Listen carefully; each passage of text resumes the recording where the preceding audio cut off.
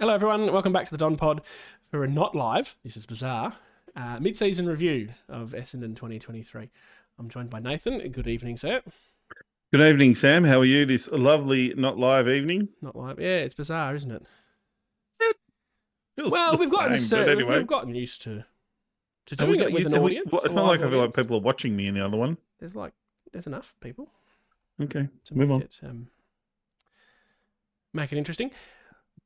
Just a bit of a stock take tonight. We're going to we'll take stock. I like that, a stock take. That's a good description. So far. We're going to look at just an overview, what's happened, best win, best loss, worst loss. We'll look at some stats for the team, also the individuals, some socials. You've been out there on Facebook making comments. What we think the team makeup might look like for the rest of the year. Our overall expectations for what comes in the next 11 weeks or so. And I've got a juicy hypothetical question for Nathan at the end, so stay tuned for that. Can't wait. And Nathan doesn't know. I haven't told him. No. Normally he does give me, I am forewarned, so I can look smart, but now I'm in trouble. My goal tonight is to make Nathan look silly. Won't be hard, people. He does a pretty good job on his own. Won't be hard. True. So we'll start with an overview of the season itself. If I can just open my right screen here. 6th on the ladder. That's pretty good going, if you ask me. I think pre-season we certainly wouldn't have expected 6th at the bye. That's very good going. So 8 wins, 5 losses. Wins in Perth. Wins in Adelaide. Albeit against Melbourne, but hey-ho. Don't have to turn Close game in Adelaide, though. Yes, close game against Port. And currently $21 for the flag if you play that game. Not making any suggestions. Don't do it, people. Don't waste your money. For you, I'll ask you first, so I'm not just monologuing here. Excellent. Best win of the season? Well, I don't know. It's a great question. I would say that probably the Richmond one was really, really good. But then I sort of reflected more on that and I thought, but a Richmond good. I would probably go with the Melbourne. Yeah, the Melbourne one. Yeah, because they're a good side. They're just beaten Collingwood. Although now we keep hearing in the news that they were all sick at Collingwood. Craig McRae's denied that claim, so we'll stick with. Well, he's a good coach because he's like, no, I'm not having making excuses. Yeah, absolutely. Yeah. I think Melbourne's the easy. Yep, Melbourne's easy to take. I'm going to say, as well as Melbourne, obviously you're beating quality opposition. You can never really get better than that. Gold Coast, and I know that sounds silly, but they're the number one contested team in the comp.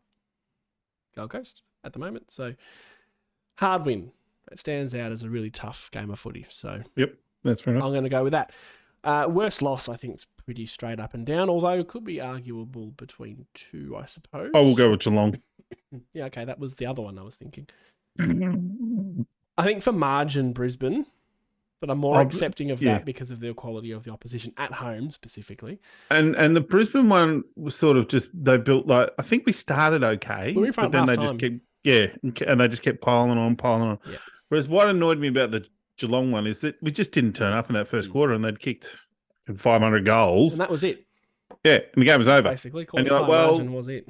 And it's very hard to fight back from those ones where when games can get away from you, you sort of, oh, damn, we just got overrun. Against quality opposition. And we're not quite sure on Geelong's status in terms of quality opposition. No, well, they're playing Port Adelaide at the moment as we speak. Mm-hmm. And which Nathan's not watching half the time. They're up by 3 points. At all. Ooh, 3 points. That's a game-winning margin, that. So I think we've certainly had a lot more good than bad.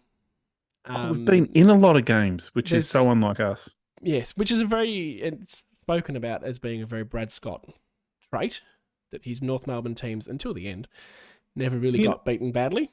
And I'd say it's a bit of a Ross Lyon trait too, who, although has never got the final success, his teams always sort of be thereabouts. And I would say the difference there is that I feel like we are a better attacking team than Ross Lyon's teams. Yes, I would agree with that wholeheartedly. Right. We'll delve into some numbers, Feels like it should have been some music we played there. Yeah, we're not quite that advanced just yet. Okay, it's not a porno. You don't need to. Okay, go down that path. That's not where I was going. That's what it sounded like. We're going to stick to team numbers tonight. Well, do you know what a porno sounds like? I don't. I've just what I've heard through TV and other medium. Yeah. I read it in a book. What I should have said is that sounds like porn music, I assume. That's better. Yeah, that's better. Yeah.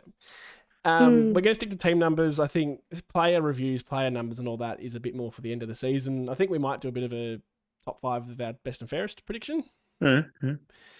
But other than that, we'll stick to team numbers. So there's been a bit of talk this week, a bit of media. And we're being gaslit by the media. I 100% believe we're being gaslit here.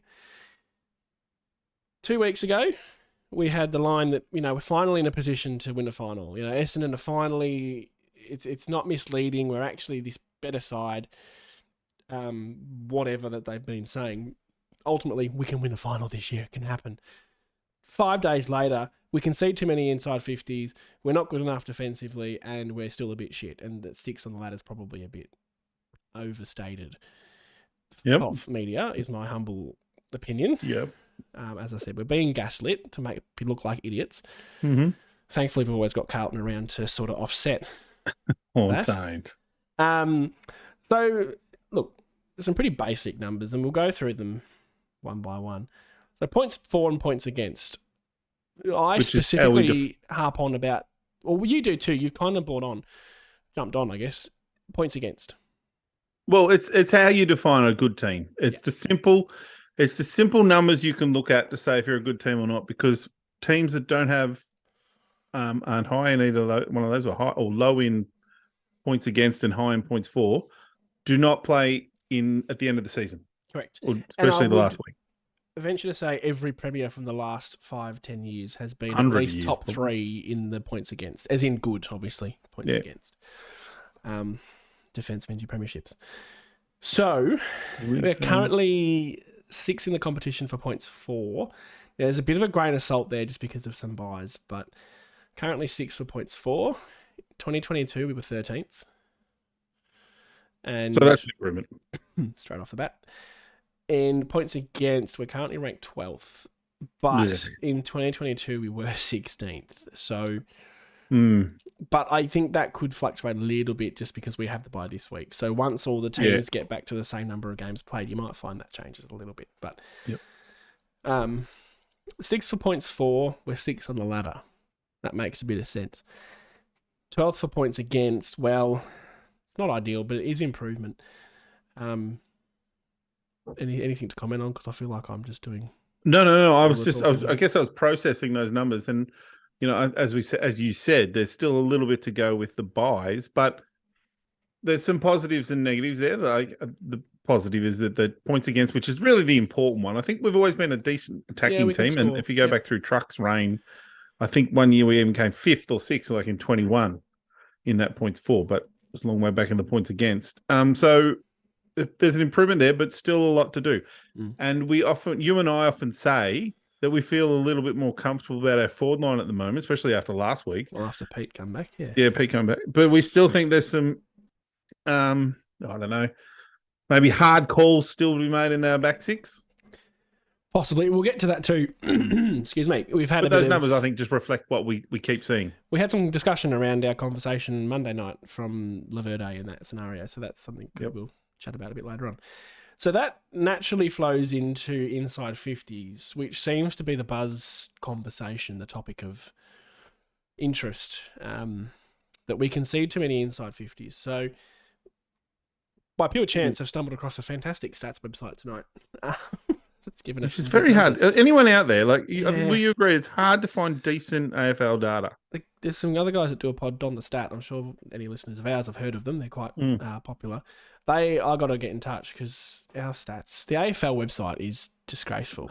It's very painful. And I get frustrated by the difference between the app and the website. Like how you can go into the app and then you click on a player and you can go into their details, whereas here you can't. I just find that... I don't know if that's an old man thing of me, like, that's what apps do. Or I haven't experienced it, but I haven't looked, so I'm going to just back you up there. Yep, fair enough. Thanks. So, no, it's the first time for everything. We're averaging 51.4 inside 50s 4. And that's 14th in the comp. 2022, we were 12th. So we've actually dropped there. We're averaging 56.8 against, which is 17th, which is what's been in the media this week, that only West Coast are worse. In 2022, we were 13th. We have a minus 5.5 inside 50 differential, which is ranked 16th. In 2022, we were 13th. So, my question to you, without really any notice whatsoever, where do we think that's come from? Is it a case of, Parish hasn't played the last 4 games, so is it just the fact we're winning less ball in the middle? Is it because my feeling generally is team defence has improved. Yeah, I can't argue with that. So that I feel like that's something we have got better at. Suggest otherwise, though. Yep. So where do you think it's come from? I don't know. I mean, you can say I don't know. That's a I don't know. I mean, I think the Parish is probably the Parish has had an effect on that, because I would say that our clearances in the last 4 weeks would have really dropped off. We probably didn't look into that specifically because the young kids have had playing through there, and without Setterfield as well for most of those. He went at the same time as Parish, maybe week 4. Parish didn't play against Brisbane. I don't think Setterfield did. So I think there might be 1 week. Yeah. So I don't know. It's definitely affecting us. But so does that mean? Are we saying that more of our attacks are coming from defence? Is that so far? We're probably not. A lot of our attack, yes. So we are actually our rebound 50 rate. So then the percentage of time it goes in and comes out. Yep. Excuse me again. We are 77.8%, which is actually 4th in the comp. Okay. So we get the ball out okay, and I feel like this is one of the stats I can't find, our score sources. Yep. So, I feel like we score a lot from defensive half and a lot from the centre clearances specifically. Yep. So could you read that as 2 things? That we're not defending very well, so they're getting a lot of shots. So that's allowing us to turn the ball around and go down the other end and score. It's not that they're scoring. It can come in and we're getting it out without them hitting the scoreboard. It's a bit like, we'll just say that sort of thing happened against Geelong where, not Geelong, about Carlton, where I felt like they had a lot of they had more inside 50s, but they were from a long way out. Like I felt like their inside 50s weren't that 30-metre marks or, right into the 20, 30-metre area. They were more like the 40, 50, 60-metre, well, not 60s and inside 50, but, they were very, shallow? They'd be very shallow inside entries. 50s. Yeah. This website's fantastic. WheelerRatings.com is phenomenal. So, I'm like a kid in a candy store right now. I know you like your data. We are 4th in terms of the opposition's goals per inside 50. 4th in terms of opposition goals. So when the opposition goes inside 50, we are 4th best at them not kicking a goal. Oh, well, that's very good. And in terms of just overall scores, we're also 4th. So it's suggesting, I guess, that back 6 is actually okay at dealing with the ball in. Yep. I think there's another aspect here that I don't think that's overly sustainable, which is what the media sort of interpretation's been. Because how long can they continue to be the most attacked or, second most, I think, attacked inside 50? And get it out. And get it out, That's what that Geelong game was. We couldn't get it out. And we couldn't. Tomahawk kicked 7 and we looked bloody ordinary for a lot of the time. Yep. This website's fantastic. So, yeah, I think there's an element there that the defence is actually holding up, as in the back 6. Yep. The defenders, which is contrary to some of our commentary. Well, I still think that what we see with the eye is important. Correct. Yeah, it's not all numbers, for sure. Because I still think that our biggest problem is our 2 tall defenders who have to play on the 2 tall attackers give away a lot of free kicks, like, for me. Oh, we can do that. Okay. And I feel like probably a lot of those, not a lot, but some of those are probably luckily up on the wings, like where that doesn't hurt you as much. Well, I guess that maybe it does. I don't know. Yeah. Good data. It's fantastic data. Because data does tell you the story, what's going on. Like, it tells you, not all of it, but it gives you a good indication, of what you need to work on and what players you need to focus on. It does. And it should be guiding anything. I think any team, any rebuild, and I guess we've kind of sort of rebuilt. I'd say we're in a rebuild. Defense comes first. Let's worry about stopping the opposition scoring, which seems to be going okay. It's just that the ball probably goes in there too often. And then we can really work out our actual method of scoring. Yep. It just so happens that we're in a position where our forward line actually looks pretty good. Yep. In terms of cattle on the field. Yep. But defense, we think we're short at all. And do we then get burnt easily in defense because we're so bad, like whatever second or third worst at stoppage clearances, so the around the ground ball ups? Well, again, this is where it would be fantastic to have the opposition score sources. And you can have there's an opposition averages and differences you can change to up the top there. But what I'm thinking is that because we're good at centre clearances, so we when the goals kicked, balls bounced, we've got a good opportunity. We're statistically, it's a high chance that we will kick a goal from that. Say that again. Sorry. When the ball is bounced in the centre square, where there's a high chance that we can kick goals from that.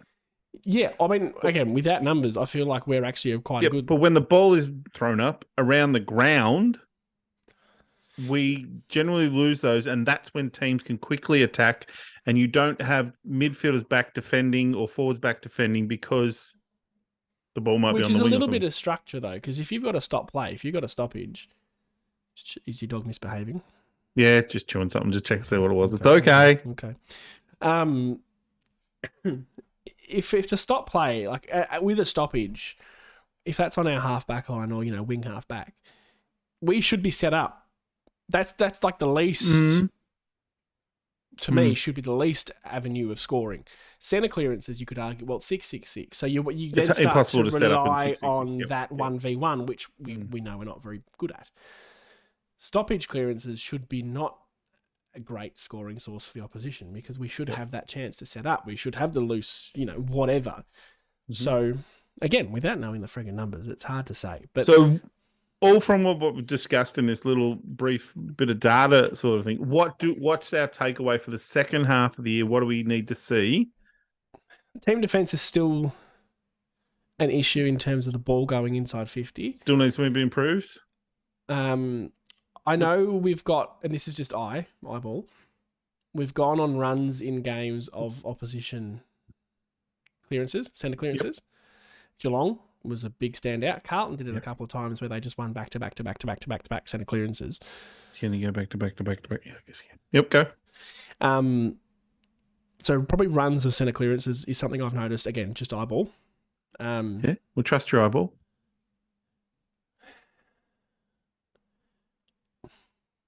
Start of the year, we talked about wingers. Ooh, yes. And not having a winger. One winger, let alone two. And I know Rusty, our boy Martin, is more of the attacking winger. He generally does get the ball a bit in the forward half more than the back half. Yeah. Durham can go back, but he's definitely an offensive winger. Yes. Durham seems to be more the defensive winger. Yep. Who snuck forward in one particular game because we had to score a goal.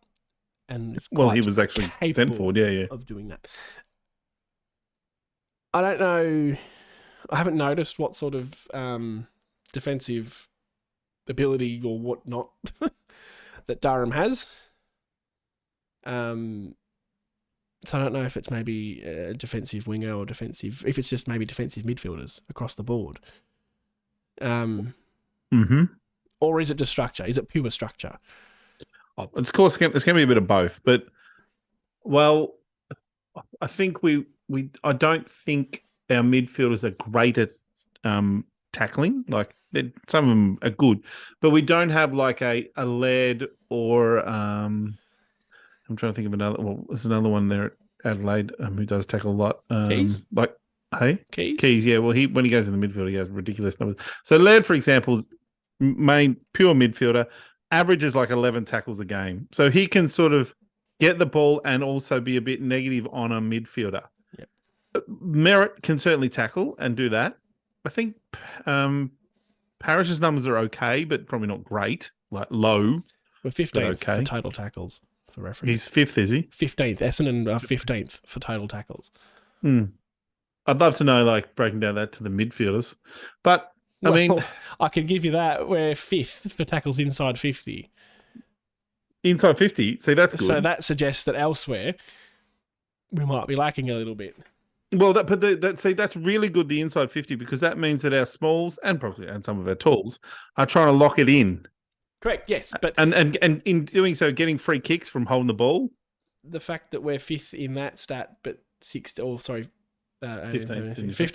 in total tackles suggests that everywhere else in the ground we're bad. We're worse than 15th because there's the forward line. Can you tell me defensive 50 tackles?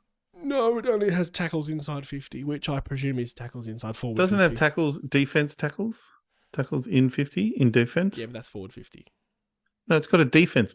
Let's not have an argument, people. Well, you tell me if you got the blade number there. We'll scroll across. You've got defensive as well. Yeah, tackles and then tackles inside 50. It's forward 50, my friend. Well, tackles in 50. Yes, but scroll down and there's a little table that tells you what stats what. Tackles inside forward 50 is a descriptor of tackles in 50. Tackles in 50. Tackles inside forward 50. But how can you have defense? Yeah, I agree, but let's not get stuck on this. Okay, sorry, people.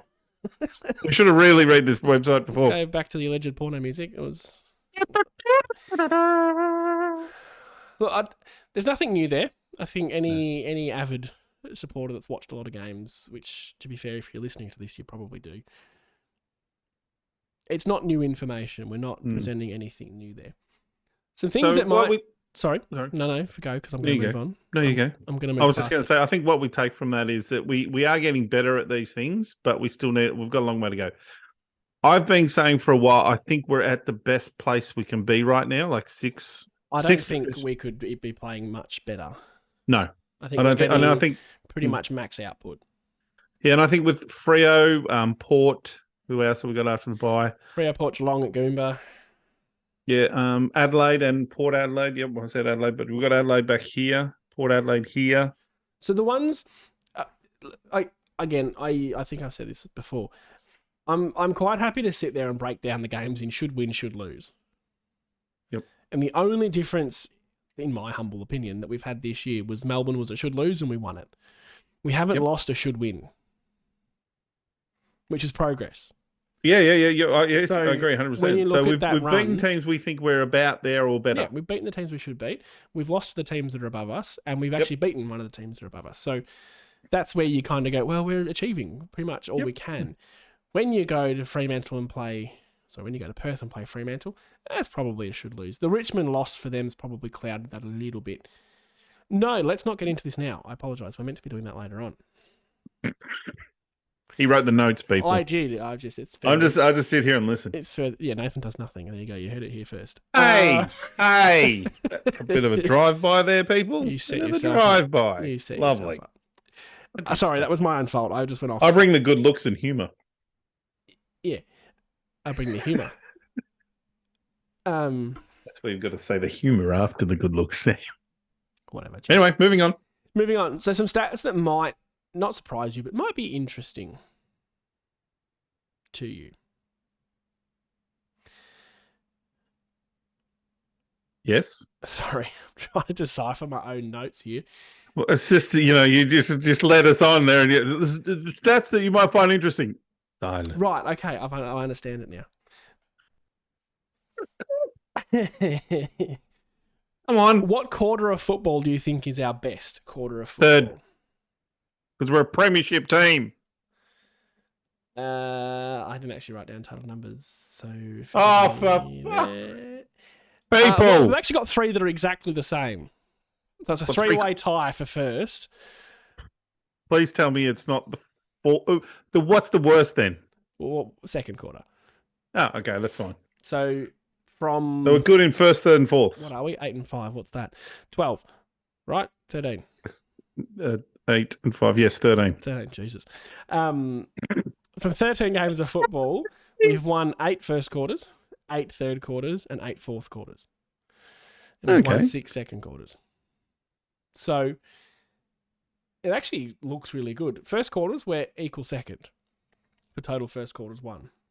Second quarters, we're equal fourth. Third quarters, we're equal first. Fourth quarters, we're equal third. I like that we're equal first for third quarters because they're the really Premiership quarter, isn't it? Well, they're the really important quarters when you come out after a break and you're thereabouts and you're really like in the Carlton game and you blow them away a bit and you can really sort of set yourself up. We sort of did the same thing against Collingwood, I would say, but couldn't hold on. Well, that third quarter was phenomenal. Yes. Yeah, but we just couldn't hold the fourth. And I think what worries me a little bit is that in those games, and I would say in the Carlton game too. We got out had that brilliant third quarter, and then it looked like we just put that on the shelf and went, well, let's not bring that out again for the rest of the game. Let's just defend, play really different style of footy. And I thought, I wouldn't mind Carlton, if we just tried. That was permissible. Yeah, against but Collingwood, we got our little. You can't do it against Collingwood. So to beat Collingwood, you have to play that style for 4 quarters. You have to, and that's what I thought Melbourne did a lot more of. Is that so you just kept attacking and attacking and attacking and attacking, keep cutting it through the middle, going everywhere. You can't play a little. Okay, we're up by 2 with 2 minutes ago. We'll just chip it around because they will get the ball back and hurt you. Melbourne still nearly lost it. Yeah, that's exactly right. With an unassailable lead. That's just by the by. Obviously, quarter by quarter means very little, but it's nice to see higher numbers at least. Yep. Our average winning margin, this is a real deep dive, 27.3. Our average losing margin, 21.2. So we're winning by more than we're losing. Which is, that stands up because we've got a percentage that's above 100. So, duh. But, For all the people at home, that's how percentage works. That's how percentage works, literally. I reckon if you just divided 27.3 by 21.1. Don't. If you're at home, don't do that. Don't do it now. Because that's our percentage. That's probably how it works, right? Jesus Christ, what are we doing? It's just dawned on me that was a really shit stat. Yep. Thank you for your support. This is what I'm here to do. As always. Now, I got it to last. Socials. I put a post on the old Facebook today. That's where we operate because we're stuck in 2016. Because we're 60-year-old white men? No. Well, you can speak for yourself there, my good friend. I'm not on Facebook. That's a very good point. Shit. I dislike Facebook. I know you do. So, yeah, again, reiterating, I do all the work here because... Well, you do the music. I host. I bring the stats. I bring the shit numbers. Anyway, I digress. We asked for your opinions. Well, I asked. We asked for your opinions. I said we. I corrected myself. Mm-hmm. What do you think? What do you want to talk about? What do you think for the season? Let us know. Whopping 5 comments. I'll be honest, I did leave it a bit late, so that's... Did you do it at like 6:30 tonight? 3 hours ago, so 5:30. That wasn't far off. That's my bad. I've been unwell. It was just a bit of an afterthought. I do apologise. Mm-hmm. What were the 5? I mean, what were all the comments? What was the majority of the vibe? Well, I'll just read through them and just read through a few, maybe 4 or 5. Well, just because there's too many to read through. There's 5 comments. No, I know, but I'm trying to. You're not working with me here, Sam. Okay. We'll just read through 4 or 5 of the many comments. Yeah, I'll pick out the best ones. Yeah. Sorry, that's what we're doing here. We'll cut that out. I won't because I can't be stuffed editing it, but we will. Cut that out. We won't. No, we won't. Yeah, you won't.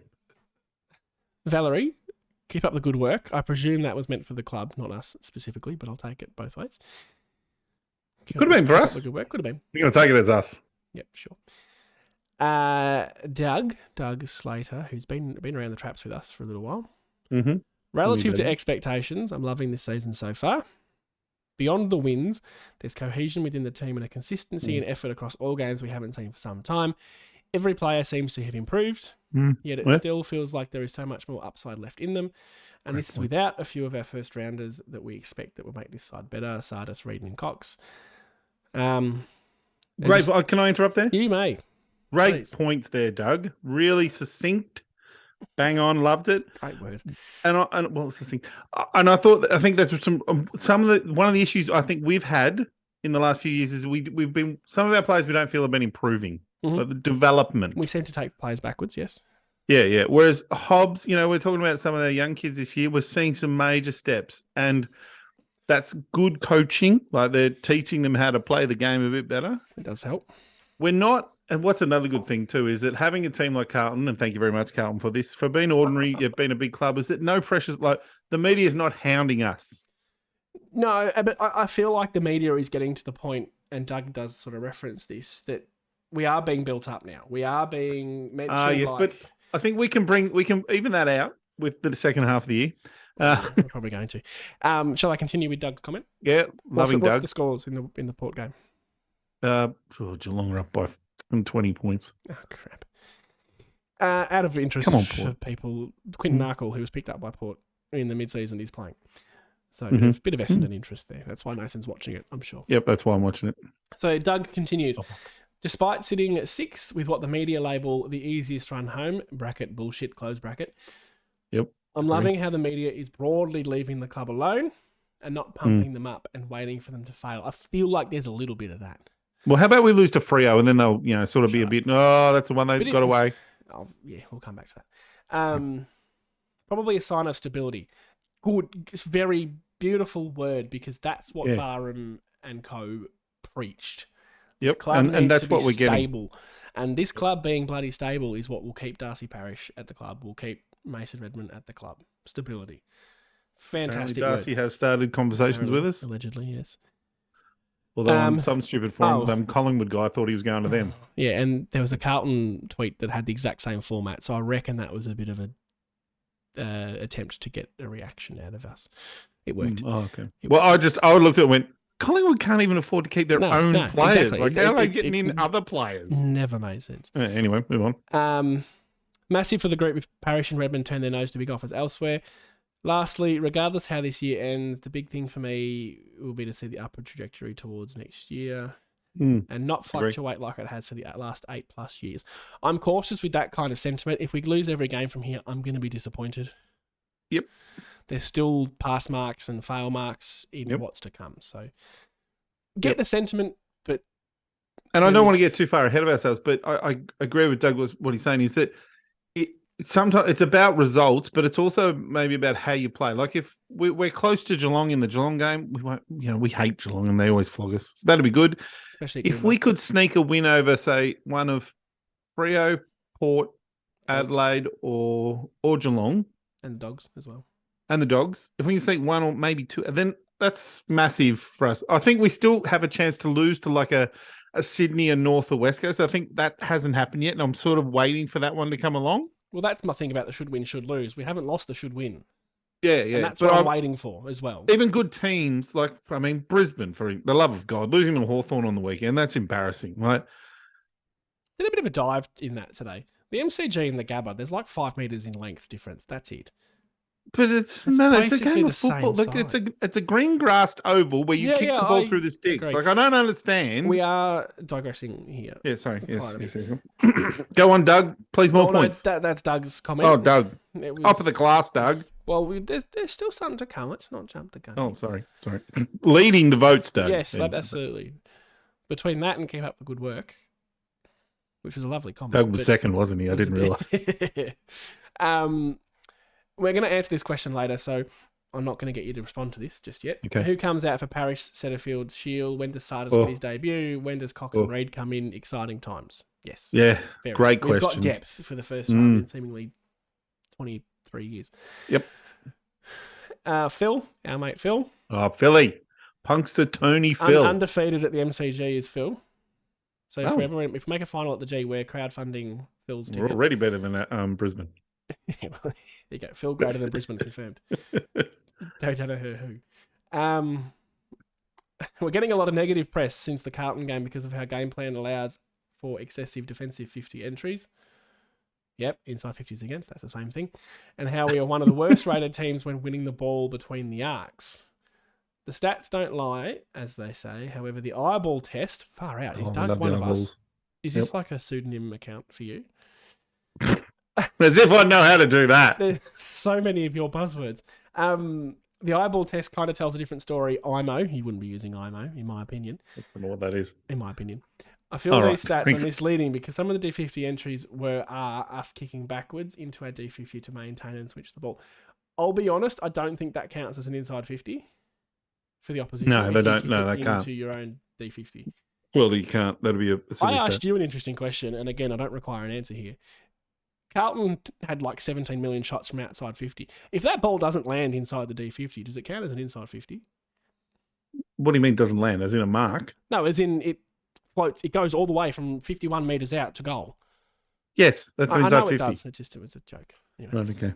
Not on the same level tonight, are we? No. It was meant to be funny. No. Well, you bring the humour, as you pointed out. Yeah, you leave the humour to me, Sam. What have I got? Host. What? You're the host. Oh, please said toast. I haven't eaten. No, in the mind. Also, fairly certain we are number one in the comp for scores from centre bounces. That's the eye test at it again. We are also on top for disposal efficiency along with marks, and we're up there for total disposals and forward 50 tackles.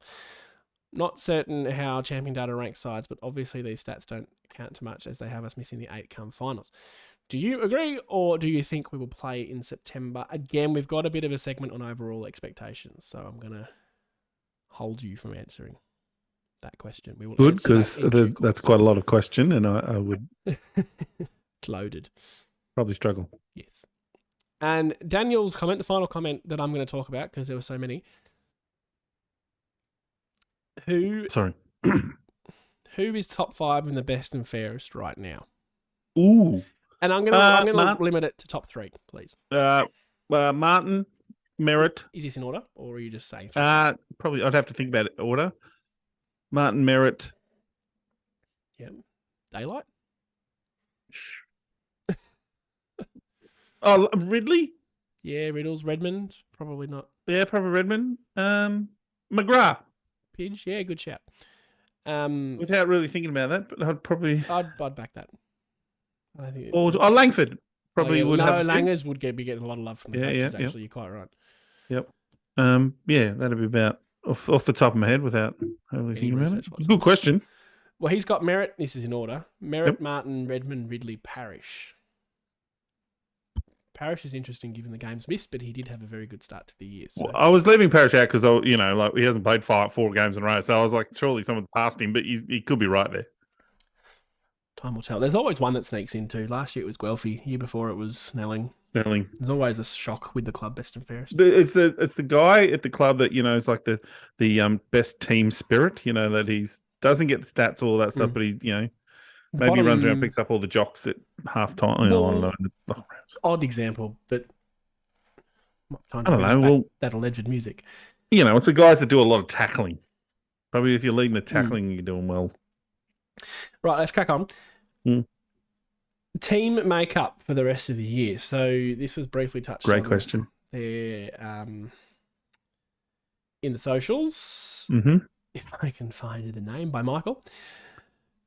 So one of the questions, that question was around, so it was Parrish, it was Setterfield, it was... So there's 2 elements to it. It's Parrish, Setterfield, and Shield supposedly need to come back in. And I say supposedly because obviously there's still a conversation around who and when and how. Yep. And then there's also matters of Sardis, who's been playing very well in the VFL. Agree. There is the matter of Cox, if he comes in, and that is an if he comes in, and then Reed and how he might fit in. So let's start with the low-hanging fruit, because I feel like that's the easiest place to start. Yep. Reed. Don't think he plays AFL this year. He's injured at present. He'll come back VFL. You would with the injuries he keeps getting, you would want to play 5 to 10 VFL games in a row. Yeah.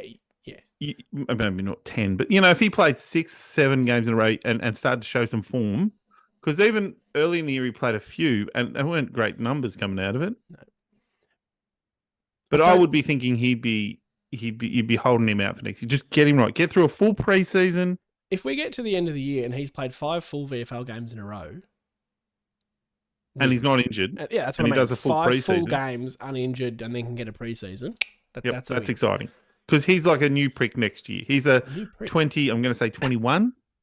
I think he's 21 still. Yep. He'd be a 21-year-old, 200 centimeter key back that, if he plays a full preseason, probably pick round 1. Close to. Yeah. Cox, I'd have in a similar boat, sans the fact he's not injured, obviously. Cox is a fascinating one because he's... Yep, okay. Well, that's what I was going to say. So I don't think we really know what we're going to do with him. So he probably needs to get VFL again the rest of the year to say, right, you VFL or depth if we have injuries and we need you, obviously. But to interrupt there, so in the early VFL, he was playing and training from all the training reports, he was training on the back line, back six. Mm-hmm. And then, I think it might have been after, what's his name, went up to Port. Ackle. Yeah, then he all of a sudden is moved into the midfield and plays more of a midfield role. So, which is why I say I don't really think we know. We don't know where his best role is. He could still be a very, if I was to compare him to someone, I'd compare him to a guy playing in the game today, Blitzcarves. Close enough. You know who I'm trying to say. Who, 200-ish plus centimeters, runs like a freak. I don't know, probably Cox is probably a bit thinner, but could play as a tall midfielder, could play as a half-back flanker, could play on a wing. Probably not forward, but... I mean, that's inherently my point, is that I don't think we really know where his best position is. Me and you certainly don't. So I'd love to see the VFL than him just be playing in a position where they think he's going to play in the AFL. Well, I thought that's what they were doing with the half-back, and now he's midfield. So yeah, I've kind of thrown my hands up and I don't know. I mean, there's a chance there'll be an injury, and he will. If he's playing good VFL, then he will get into that. Well, he's depth in the meantime, sure, but I don't think we're rushing him in the same way we might be thinking about Sardis, which is a fantastic segue into the medium hanging fruit. How do you do it every time? And that is, when does Elijah James Hird Sardis? He's wearing number 5. That's probably the extent. He was wearing number 5, which just does give me a bit of he's there. The music come back. He's that was different. That was a fanfare. The Queen's just entered the room. That one was from Police Academy. Right. When the scene when they go to the Blue Oyster Bar. Okay. Whoosh. Someone will get it. Right over my head, I'm sure. Very silky mover. He kicked a goal in his first game, kicked 2 points in his second game, equal leading disposal winner in his second game of football in the VFL. You've got to come in at some point, right? Yep, definitely. Who for? This is the difficult aspect. Well, again, it depends. They could bring him in as a half forward who goes into the little midfield, does a little bit of... what I saw, one of the highlights I saw from his last game was there was a centre clearance, Bryant tapped it down. He ran out of the centre. I don't know if he took a bounce, but he sprinted away from the centre and kicked it. So that's, part of it. He's got acceleration out of clearances and he's got skill to hit targets. Now, he could play as a small forward, but you wouldn't take out any of our small forwards. You wouldn't take out Perkins or... No. In the sense of his development, there's no point in bringing him in the AFL to play a role he's not going to play. I agree. You may as well keep him in the VFL and keep him rolling through the midfield. I would probably, at this stage, like to see him play another... Because he's had a long time off. He missed 12 runs. I wouldn't mind seeing him play 2 more games of VFL, really get some serious form. And then, look, seriously, it's if a midfielder is not playing well, e.g. Shield, e.g. what's his name, Hobbs, then he comes in for one of them. Honestly, I think he's a superstar because if you look at the talent of the kids that have been picked around him, the Sheezels, the Warlord, Ashcroft, even Philippou, these guys are looking like really settled. Amos, yeah, AFL players. Well, was Amos, I think, for his class the year before. Was he? Okay, whatever. He's still a good player. He's looking like a really settled, like they're quality midfield. So he's going to be a bit of a star. Anyway, so yeah. What are your thoughts? Well, we're nuffies, right? So when someone says, which Michael has, when does Sardis get his debut? Who comes out for Parish, Setterfield, and Shield? I go, well, shit. I got no idea because Hobbs came in as the replacement, but Hobbs isn't in a position where you suggest he could be dropped on form. Mm-hmm. He's been solid. He's improving every week. I'll have a look. Yep. Keep going. I'm just going to have a look at a stat to help me. I was going to keep going. Thank you. He's improving week on week, and his last 2 games in particular have been impactful. Not just he's getting a couple of kicks here and there. It's tackles. It's hitting contests. It's proper impact on the contest, on the game. So I think of Parish, Setterfield and Shield, in my humble opinion, Parish is the only one that's an automatic in. Ooh. I think the other two, I realise that the actual optics and the actual outcome might be different, but yeah. So I think Parish. I agree. Setterfield, I think is. Yeah, I think Shield's the one that's in trouble personally, but even for Setterfield, who comes out? If they're playing good football, and this will change. If we go, it might have to be Hobbs. It might be, but does it have to be Hobbs? If he's in form, yeah, he is. Is this really pressure on spots? If these guys, Parish excluded, just waltz back in? No, well, okay. Say Setterfield plays a VFL game and has 33 touches and dominates. Yeah, but what about the AFL side? If we go to Perth and beat Freo by 3 or 4 goals and everyone plays well, then what? I guess, so you might get to a point where you're looking at who you're playing. So if you're playing Geelong, for example, and Port Adelaide, which have big-bodied midfielders, I would probably nearly be thinking about Setterfield, probably even Shield and Parish, because of the fact, like, Perkins might get pushed back into that half-forward role. Hobbs might get dropped. I'm just saying that they're the bigger bodies, and I'm not saying Hobbs hasn't been bad, but you might just go, we need bigger frames in there to play against. Because what beats us a lot of times with Geelong is the fact that they all weigh 5 kilos, 6 kilos more. Their midfielders, like Dangerfields and that Atkins and whatever, and all those guys just so much bigger and stronger, and they just push us out of the way and go. I don't disagree. I just think how you could at the moment say to Ben Hobbs, sorry, champ, Dylan Shields coming back. That's very hard. I find that one hard, but Dylan Shield also led the AFL in clearances last year, wasn't it? I know. Yeah. We've got a bit of a... So just because he's injured doesn't mean, Hobbs has played a few good games, you don't get another one. Yeah. I mean, Hobbs is, no offense, but Hobbs is still the kid. He's been good, but he hasn't been great. He hasn't ripped... Like, Nick Martin in the last game had 30 touches... 11 clearances, or BDE. A whole bunch of all these other stats that were really impressive. He doesn't come out, no freaking way. Hobbs was good, but and as we're talking about, he's improving, but I don't know if he's better than Shield or better than Setterfield yet. I see your point. This is very symbolic of Essendon supporters in general. Well, that's right. We overrate our players. I'm offended because I think Hobbs is playing great footy. But yeah, you're right. He's been really solid and really good, but probably not untouchable, as you say. I still think Dylan Shield, even though I don't like Dylan Shield. I think he plays bruise-free footy, and it annoys the piss out of me a lot of the times. But he is the big dog. He's paid the money. He's a centre clearance specialist.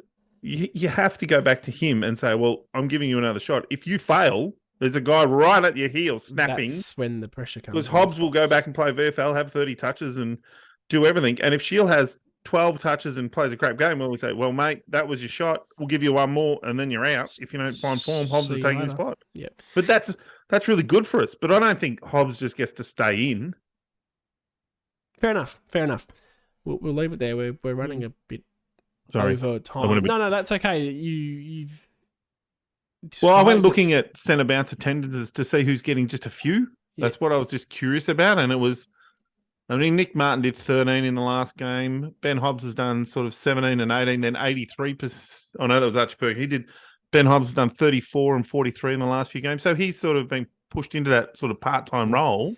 Can I just say, it's not all about CBAs. Well, it is the setup, though. No, it's the setup. I'm talking about this. You have to have 3 guys in the midfield when the ball bounces. And how many midfielders do we have? Yeah, but you can't have 18 half-forward flankers sitting there. No, I know, but I'd be more interested in around stoppage clearances, what our setup is there, and if he's in there. Because that's, to me, eyeball test. That's when Hobbs rolls up to those clearances. Yeah, I have no problem with that, but... There's still the centre bounces, the Merritt, it's the Shield, it's the Parish. They're the guys that are going to be there more often than not. There's going to be rolling through changes, Stringer and whatnot. You've got no hindering factors whatsoever. Every single player is 100% crystal clear fit. I'm going to go out on a limb and say Sam Draper's the ruckman. Yeah. Who are your 3? Oh, it's Parish, it's Merritt, it's Shield, and or Stringer, depending on... So, hang on, no.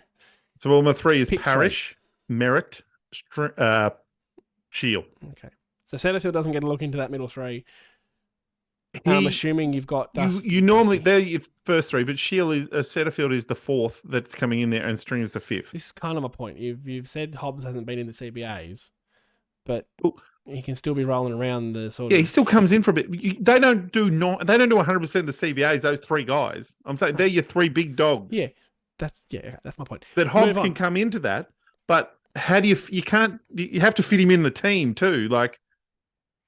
So you can't keep bringing Shield and Setterfield and keep Hobbs in the team. Like that's I don't know who. I'm not defending Hobbs. We're going around in circles, I feel. Here. Yeah, we are, and that's why I'm going to move on. I'm not defending Hobbs specifically and suggesting he should be in the team. Dylan Shield, Will Setterfield can go get stuff. I'm just saying there's a lot of factors, and we really don't know. Well, it'll be form based. I think that's a critical element. It'll be form based. So you're right. We don't know, but it's what we would like to see. If what you would like to see is Hobbs, is that what you're saying? Chucks out two stinkers. Well, then yeah, okay. There's a conversation there that. But if you were picking, who's your pick for the three? Yep, Parrish and Merritt are absolute no-brainers. It's not Hobbs. I'm not suggesting that it's Hobbs. Mm-hmm. My point with that was that other midfielders can still be in the team without necessarily doing a high number of CBAs. Yes, I would want Setterfield in there purely for the dynamic. Yep, in terms of size. And in the first few weeks when he was all running well, that made a massive difference and he was to tackling. Us. Yep. So, and I agree with that. Coming back. And then the question is, can in the future Cox play that role? Rhetorical question, I presume. Because I don't have an answer for that. If you want to go. That's right. I think we'll leave that conversation there. Fair enough. What it's illustrating right now is that there's pressure on spots. There's going to be more pressure on spots in the next month. And that is a very, very, very good place to be. Yeah, and for the first time in a long time, what we're talking about with the VFL thing, playing a lot of games of VFL, but you think of teams like Sydney and Geelong who have made guys play like 50 games in the VFL before they come in and play. We normally, you played two. You were right, like, hey, straight to the AFL for you, buddy. Well, I mean, we're literally preaching Sardis to do that exact thing. Yeah, but we're not. We're saying that if he's probably slightly different to some of them because he hasn't won. Well, he's coming off an injury, but if he doesn't break down again, then he's Can you just picture the number 5 running out at the MCG that isn't Devon Smith? I think Devon was very good when he got to the club. I know, but it very bad when he finished at the club. I think his body had very much let him down. When Langford got the number 4, there's some visual... you didn't like it. No, I was fine. There's some visual similarities between the way he moves and the way Jobe moves. Yeah, I can say that. We're going to get a bit of that. We're going to get that elusive, quick, silky number 5. If he just had blonde hair. Does he have blonde hair? No. No, I don't think so.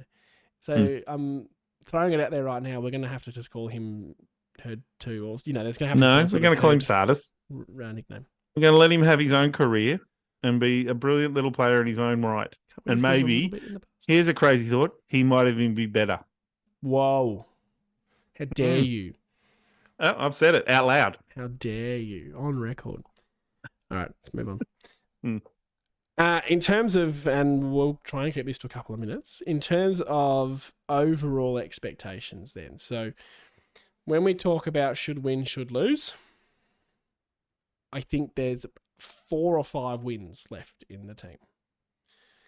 Well, you and I talked about, so 13 wins would get you to the top 8? 13 wins, you deserve to be in the top 8, yes. Yep. 11 wins, which is what we've historically made finals on, no. So 4 wins takes us to 12, 5 wins takes us to 13. Yep. That would suggest a team around 7th. Ish. Should that happen. I'll keep it simple. Based on what we've seen for the first 13 rounds, where do you see us finishing in terms of wins more so than ladder position? 12 wins, probably 11 to 12. Because I still think there's a slip up in there or two. And I still think that the youth of the side will will wear out towards the end of the year. Historically, we always have historically, but recent history at least, yeah. And Geelong, the Collingwood, the Port Adelaide are the top. Well, Geelong are probably end up fifth or if not in the top four. Knowing them, the bastards. I think they got 7 home games on the way home. Collingwood are going to end up top of the ladder. Port Adelaide could be easily second at the end of the year. So I definitely don't think we're better than those clubs, and I think we're kidding ourselves if we think we can beat any of them, even at the MCG. That's harsh. I don't think it's harsh. I think that if you look at the Brisbane that we've played, the Geelong we've played, yeah. I'm just stepping back and saying that the teams we've beaten, Melbourne, exception, great game. Geelong, Richmond were rubbish when we beat them. Carlton, they could be very rubbishy when we're beating them. Yep. And Gold Coast, way back when, were probably not playing their best footy, but have been pretty good and pretty consistent since. So we've beaten not much, but being devil's advocate, better footy. I want that to be known, but I'm just not getting ahead of myself. We have really swapped roles, haven't we? I was previously you in the. Yeah, I know. I much prefer me. Keep a lid on that champion. Yep. And you were, why can't we be bloody good? We got the talent. Look at I've always said we've got a good list, but it still takes time. It doesn't happen in one year. Now, you're the one sitting there keeping it in check. And I'm like, well, what if? Right? What if? So, my theory. Okay, go. I wholeheartedly agree in that there will be a drop-off. I think there will be a point, there'll be a game where we just go, Jesus Christ, that was the biggest stinker that ever stunk, worse than Carlton. Let's drop everyone. Yeah, we'll have that, no doubt. I also think we're equally as likely... Subtle, nice. We're equally as likely to beat Collingwood or beat Port Adelaide. I think there can be an upset the other way, like the Melbourne game, that it can offset. So we can lose a shit one, but I reckon we had just as good a chance of sneaking a win. You're right. So Port Adelaide at the MCG, I've got no idea what Port's record is like at the MCG. I will say eyeball test, preferred ground. I don't like when we play at Marvel. I feel like we're a lot better team at the MCG. That's right. But I've been watching a bit of Port, and they've got winners all over the ground. I don't disagree with that. I'm just saying, at our home ground, we've proven we can stay with teams, so we should be a bit more positive than we're not going to get anywhere near Port Adelaide. Oh, no. Well, I just don't think we'll beat them. I'm not saying that we're going to get anywhere near them. I think the Adelaide one, we're a better shot at the MCG. Well, Adelaide's at Marvel. Oh, sorry. Unfortunately. And then the Dogs, are they at Marvel as well? Dogs at Marvel, yeah. Oh. So Port's the outlier. Port at the MCG is a bizarre one. Really. Yeah. Well, you say what you say, and I'm saying what I'm saying. That's I fine. think and one of us will be right, and one of us will be wrong, and that's fine. The other one will hang shit on the other one. Yeah, that's the nature of it. The line I've been rocking with Carlton supporters is losing isn't the worst thing in football. The expectation is. I don't have expectation. You sound like you do. We sound like, you sound like we're going to beat Port Adelaide. No, or sound like we're going to beat everyone. I said no such thing. That you need to recheck that sort of last comment. I didn't say we're going to beat them. I just said, why would we go into that game not thinking we can? Okay. It feels like you're saying that we can win. But anyway, I won't. There's no expectation. Again, back to Doug's comment around that, we've seen enough that we're happy. No. We need to keep the same intensity, same feel. I feel. don't think they're just going to stop playing, but I think we also need to just check. Fuck it, we're winning every game and we're going to go out in straight sets. Yeah, we'll come forth and then lose 2 finals and everyone will be so much worse than it already was. Yep. Yeah. Whereas if we just finish 9th, team will go, they'll go, oh, look, they've improved. They were 4th last year. Now they're 9th. That's improved. They've improved by 5 games. And that's great. Next year, boom. If we finish higher than Carlton, I think we could. And then we get maybe a good draft pick. Maybe our players stay. We, maybe trade in and out some of those talks of us interested in a Bergman from Port Adelaide. So odd one. We do a bit of this and that. And then next year we've got like these Reeds and Cox and Sardis are all ready to go. Davey, the other Davey. So what you're saying is we're going to win the flag in 2024. That's boom. Okay. So, I'm saying we're going to win it in 2023. No. Yeah, no. See, I'm saying flag. Get on us for the flag in 24. So if I can not 23. If I can just summarise, you have us winning 11 games. 12, but not making the 8. 12. 12 would usually get you in, but it won't this year. Okay, so ladder position's not overly relevant in this conversation. Ladder position order. Ladder position, what? 12 wins from you, so that would make us 12 and 11 because there's 23 games. Yep, it's a bigger season this year. Which probably means 12 wins won't get you in the 8 for sure. As I said. Sure. Good one. You were thinking ahead there. Done my research. I'm saying 13 wins. I think we get that extra one. I think if we do lose a ship one, we'll offset it with an upset win. How many did we win last year, do you know, just off the top of your head? Well, we were 2-10 after 12, I can tell you that much. Well, we did win many in the second half. We would have won, 2 or 3 in the second. Did we win 4? If you give me a minute, I'll just look up. So you're saying that we're going to go 9 games better than last year, and I'm saying... Well, champion, we're already... Yep. What are we, 8? We're already 6 better. Yep. But you're saying we're doubling that. Yeah. We were 15th with 7 wins. 7 wins last year. 7 wins, 15 losses. Okay. Yeah, so okay, 5 and okay. All right. No, that's good. Again, it's all opinion. That's all we're here for. Yeah, it's just that mine's usually right. It's really not. I don't know what you're talking about there. Peter Wright was my idea after all. I am the forward expert. I wanted Sardis over Sheasel. You did not, you lying piece of shit. You wanted Sheasel. I wanted Sheasel. We can happily admit that. But I wanted the Sheasel. We got Sardis and we're here for him. I'm very excited. Right, last bit then. We've been going for an hour. And we've been going too long. We planned this to be 45 minutes. So even a half an hour was a thought. All the best planning in the world, and, it's still shit. And I want to preface this with, I don't think we should do it. I'm not advocating for it. Oh, God. All I'm saying to you is, hypothetically... Oh, no! I hate your hypotheticals. I don't care how reasonable a suggestion it is. Yep. Hypothetically, if the Essendon Football Club got Ben Mackay out of North Melbourne... Yep. What is our ceiling in 2024? What does that do for us in 2024? He'll probably be injured half of the year, so it would be the same. I do not want Ben Mackay out of North Melbourne, mate. That's not my point. I know it's not your point, but I can't... My brain cannot go there because I think it's... All right, I'll rephrase it because I want you to have the discussion. How about this one? Can I throw... What about if we trade out... Say if Parrish and Redford leave and we use all those draft picks to get Reed, the other Reed. Parrish and who? Redford? Redmond. Redford. Robert Redford. What if we can I don't advocate for that at all because we... What if we can get a once-in-a-generation sort of talent into the team? Midfielder. Who they describe as Dusty Martin-like as a kid, like big ball, runs through, pushes people away as an 18-year-old. He does it in VFL, just gives them the don't argue, keeps going. I like how I was putting you on the spot and you've turned this into me. And I would say, we've seen Dusty Martin. Dusty Martin helped he's a Richmond win flags. Let's be honest. Yeah. 3 elements. 1, Parrish and Redmond ain't leaving. It's a moot point. Yep, I get that. But 2, if we had 3 picks... This is not what you did to me. If we had 3 picks in the first round, you're suggesting we trade all 3 of them for essentially pick one. Reed.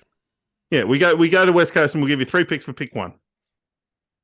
They might do that. I don't know. That I don't mind so much.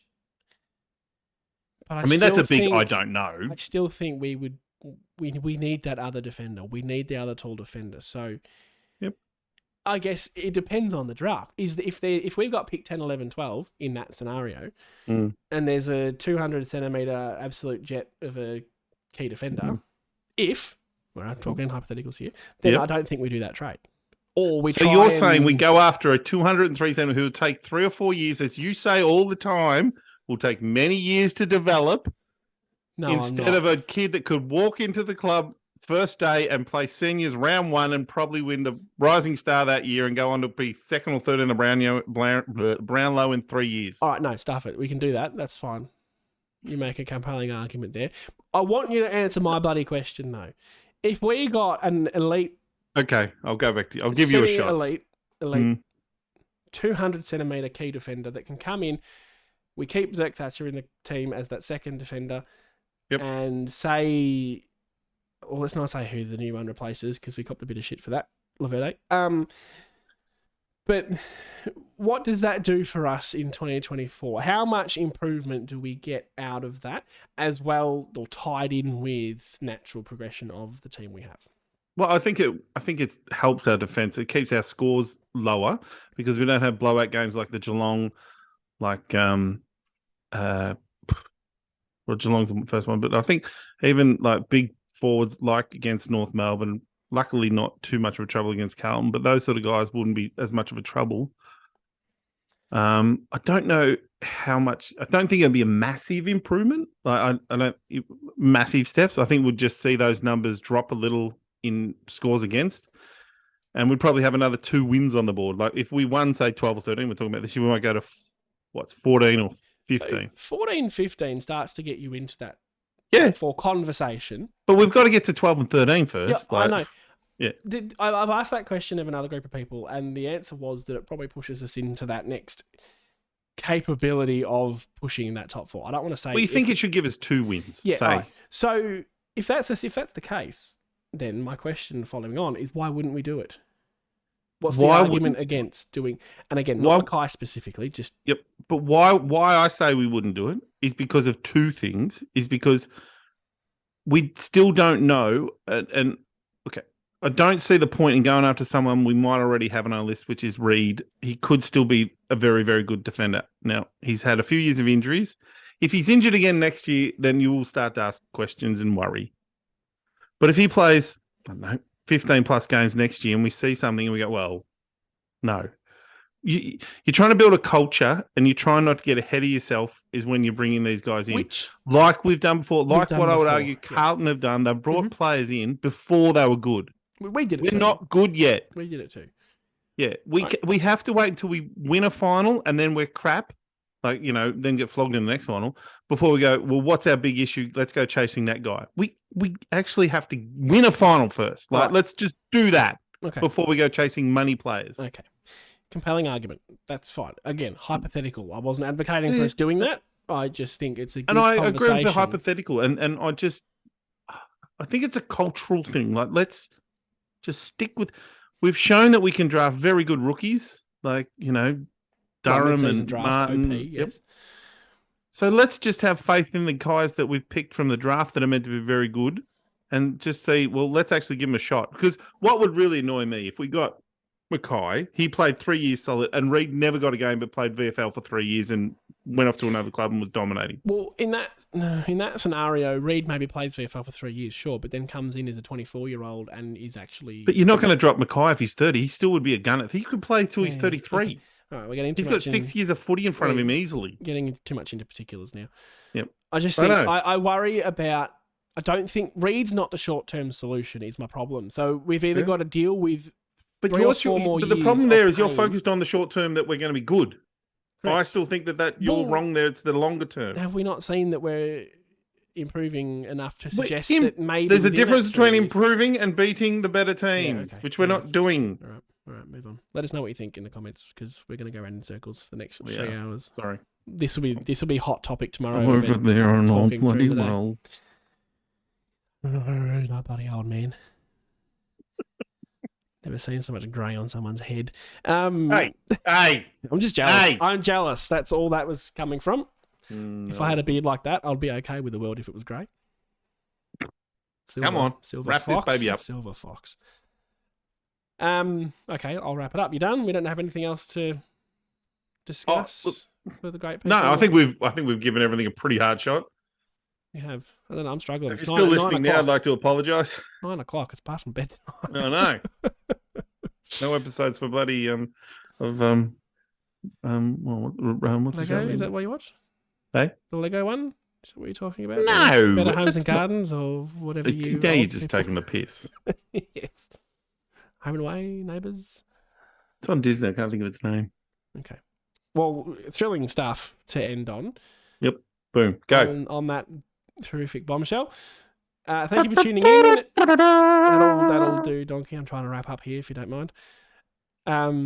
Thank you for tuning in. We had really good numbers on the Carlton review. I'm sure that's a little bit down to Carlton, but it is encouraging. I don't know how many times your mum can watch it on different devices. It's really amazing. Thank you for tuning in. We appreciate you. We'll be back Monday night after the Freo win, I'm sure. Mm. Go Dons. Go Bombers.